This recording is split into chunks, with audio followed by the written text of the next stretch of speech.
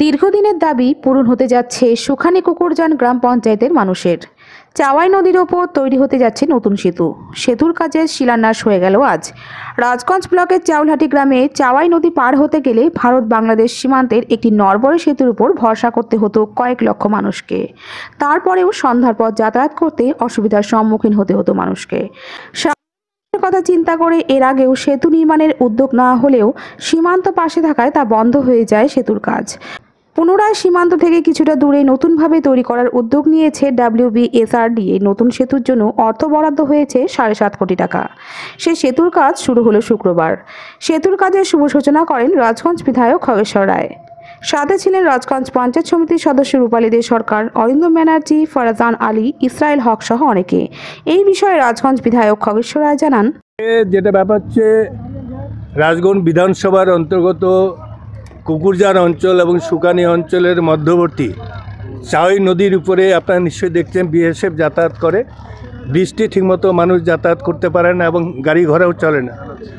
তাই এই এলাকার দীর্ঘদিনের দাবির কথা মোতাবেক আমাদের মামাটি মানুষের সরকারের মুখ্যমন্ত্রী মাননীয় মমতা ব্যানার্জির অনুপ্রেরণায় এবং আমাদের জেলার শাসক আমাদের যে শ্যামা পারভিন যে আছে, ওনাকেও আমি বলেছিলাম যে BDR যখন রাস্তাটা ব্রিজটা করতে দিচ্ছে না এবং আমাদের জেলা পরিষদ যে বর্তমান যে আছে সভাধিপতি, প্রাক্তন সভাধিপতি উত্তরা বর্মন এবং জেলা প্রত্যেক সদস্য প্রত্যেকের সহযোগিতা সুন্দরভাবে এই দুইটি অঞ্চলে দীর্ঘদিনের দাবি যে একটা ব্রিজ প্রয়োজন।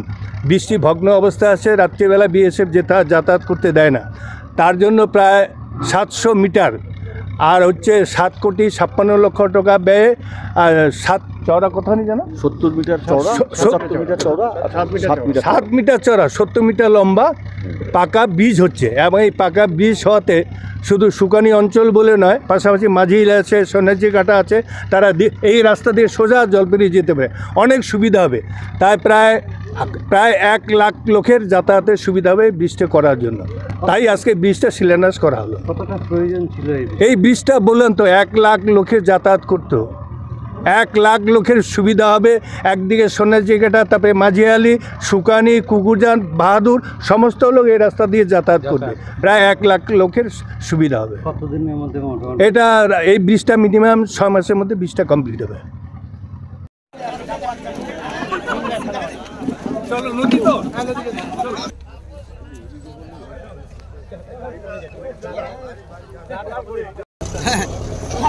এমন জায়গা